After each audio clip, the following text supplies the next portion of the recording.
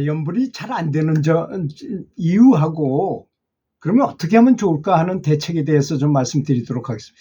참 이걸 왜 이렇게 진작 안 했는가 이런 생각이 들었어요. 어느 분이 전화를 하셔가지고 저한테 그런 걸 물어보는데 제가 깜빡했구나 하는 생각이 들었습니다.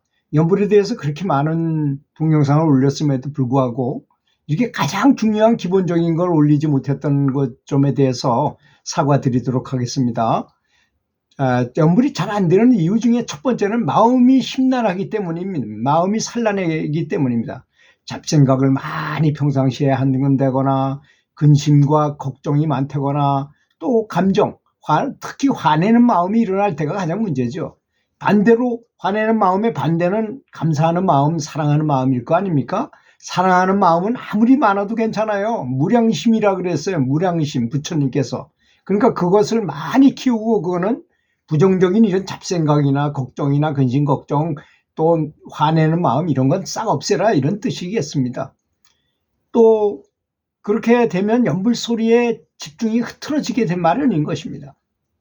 현대인일수록 생활 스트레스가 많아서 쉽게 집중을 잃기 마련이죠. 옛날 같으면 시골에서 그냥 뭐 초가집에서 아주 단순하게 살았잖아요. 그럴 때 무슨 스트레스가 그렇게 많겠습니까? 그렇지 않습니까? 지금은 대인관계도 그렇고 보이는 것도 많고 소리도 많이 들리고 눈에 보여지는 아주 여러 가지 사연들이 많기 때문인 것입니다.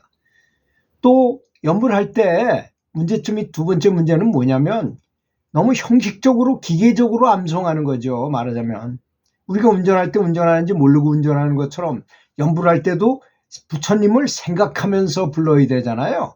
오히려 연불을 안 하면서도 부처님을 생각하는 건 연불이에요. 정말로. 자, 다시 한번 말씀드리겠습니다. 말로는 연불을 하는데 마음은 전혀 부처님 쪽에 가 있지 못한 것, 그 연불 아닙니다. 그냥 형식적, 기계적으로 암송하는 것에 불과해요. 그거는. 그런데 비둘기 마음이 콩밭에 가 있다. 이게 무슨 뜻일까요? 여러분, 이게 굉장히 중요한 말입니다. 비둘기가 콩을 너무 좋아해요. 제가 콩을 심어보니까 비둘기가 어느새 알고 그 콩씨 심은 걸 그걸 파내서 먹어요. 글쎄. 아주 귀신같이 알고. 그 비둘기 마음은 항상 날아가면서도 콩밭에 가 있어요. 마음이. 우리가 이제 첫사랑할 때 애인을 생각할 때 잠시도 떨어져서 10초 이상 그녀를 생각하지 않을 수가 없잖아요. 모르겠어요. 전 중학교 2학년 때 첫사랑을 했는데 정말 그렇더라고요.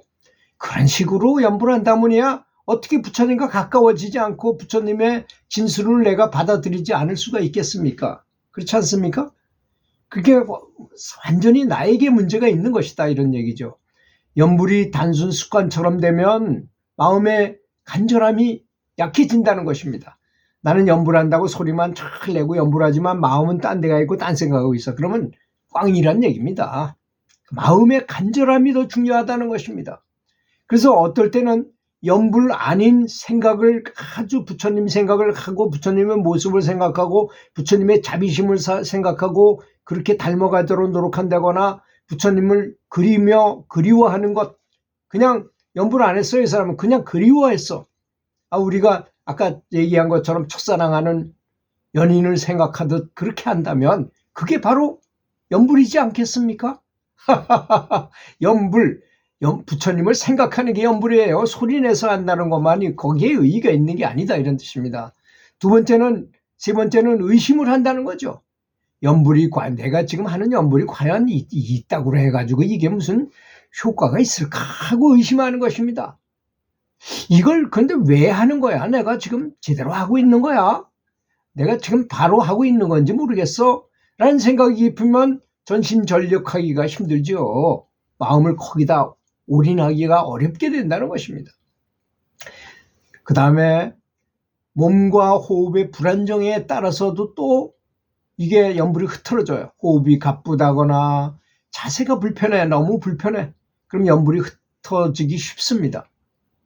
이것도 굉장히 중요합니다. 몸과 호흡의 조정을 탁 해가지고 안정스럽게 할 수 있는 곳이래야 좋다는 이런 의미가 되겠습니다. 나중에 뭐 숙달이 되면 어떤 자세, 어떤 물구나무 서서도 연불할 수 있어요. 근데 우리가 착각하고 있는 게 있어요.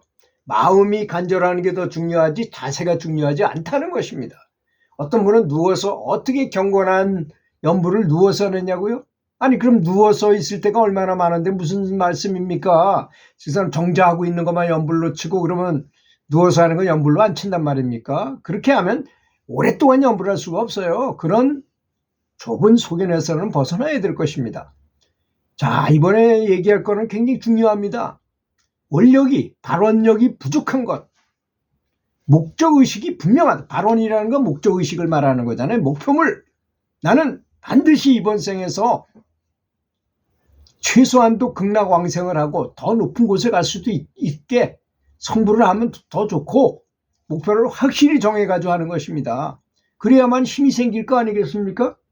생각해 보세요. 올림픽에서 금메달을 따고자 하는 진짜 인간으로서 최고의 경지를 추구하는 사람하고 그저 동네 대회에서 뭐 잘해가지고 상금이나 받겠다고 하는 이런 사람하고 이 레벨이 생각하는 레벨이 다르잖아요.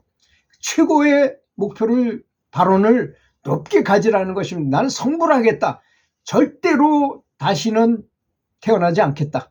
인간이고 뭐고 다시는 태어나지 않겠다. 나는 윤회하지 않겠다. 라고 결심하고 연불해야. 근데 그 도구가 바로 나는 연불이다 이거야. 저 강을 건너기 위해서 배를 타야 되는 것처럼 나는 저 강 건너는 배가 바로 연불이다. 이 도구를 사용한다. 이렇게 생각하셔야 될 것입니다. 극락왕생을 한다거나 왕생을 추구한다거나 마음의 평안을 바란다거나 모든 중생을 이롭게 하겠다는 원력을 높은 강력한 원력을 가지라는 것입니다. 그래야만 연불하고자 하는 파워가 볼테지가 강해지는 것입니다. 그렇지 않습니까 여러분? 아마 아미타불 부처님이 되기 전에 법당 비구의 48대원을 한번 생각해 보세요. 얼마나 어떻게 인간이 저렇게 했나 이런 생각을 하게 될 것입니다. 자, 그러자면 연불을 어떻게 하면 잘할 수 있겠나요?